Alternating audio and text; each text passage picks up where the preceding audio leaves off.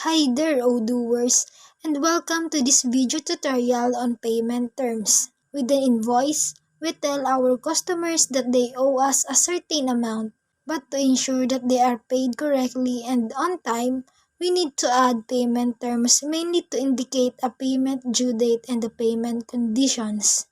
Payment terms can also be used to indicate that an invoice payment can be split into multiple payments. For example, 40% on the invoice date and 60% after 30 days.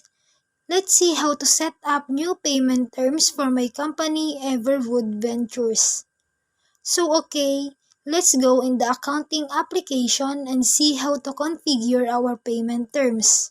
So to access those, you need to go in the configuration menu and you see you have a payment term menu available for you. Here, you see that you have already existing payment terms in your database. So those exist by default. But of course, you have the possibility to create new ones if you need to. So here, what we're going to do is we're going to create the one that we talk about. So 40% of the invoice amount now and 60% after 30 days.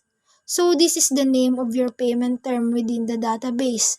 But if you want, of course, to change the description that will be displayed on the invoice, you need to add a description here available. So I'm going to save it here.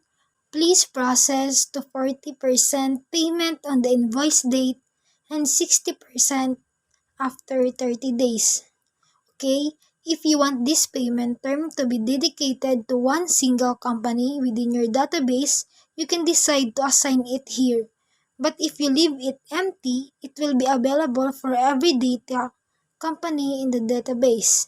Now we need to define the computation of the payment term that will impact, of course, the journal items of the invoice.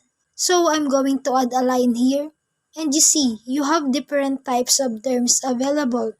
So you have percent and fixed amounts. Here we're going to choose percent. I'm going to assign a 40% of course here. I'm gonna leave it down to 0 because I want the due date to be 0 days after the invoice date, meaning the days of the invoice. Now what I need to do and you need to make sure is it's always the case for any payment term you create, the sum of the percent must be 100%. So the only thing I'm gonna do is to put 60% here because I want the rest of the invoice after 30 days. Here it's configured and I'm gonna save. We're gonna try this out in an invoice to see what is the impact. So let's go in the invoice menu and create a new one. So I'm gonna take customer Bastin Motors and I'm gonna add the product hybrid car. So here, nothing special. You see that I have my invoice line, my customer, but to add the payment terms, what you need to do is go directly here within the due date field. So you can either choose a dedicated due date of your own or you can adapt and impact here the payment term directly. So what is the impact of this payment term since we put two different due dates?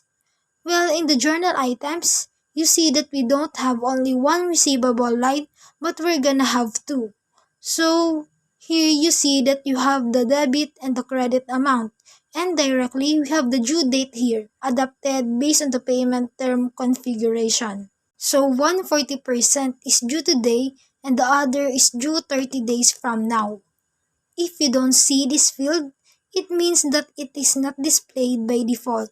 You can access it directly through the option here and you can decide to display it if you need to.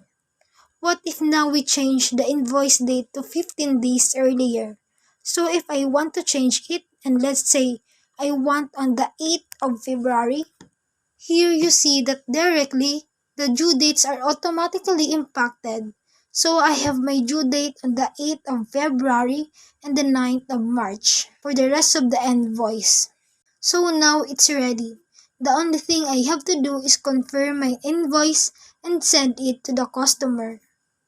I'm gonna send the email with the PDF attached to it. And if we check out here the PDF, you see that we have the indication of our payment term description. So please process to 40% payment in the invoice date and 60% after 30 days. So automatically, we have access. We see that in the invoice, everything is displayed and we're good to go. There is an easy way to see what my customers owe me, and I have clients that are specialists in being late and I would like to keep an eye on them. So we have indeed the age receivable report, enabling you to see based on the due date how late is your client and how much they owe you. So in the reporting section, you have the age receivable report and if we access it, so here I have already filtered it on Boston Motors. You see that we have the two lines separated of the same invoice. So we have the same reference here, but you see the split is already displayed here. And you see that for the 40%, it is already late, then rather than the 60% is still expected.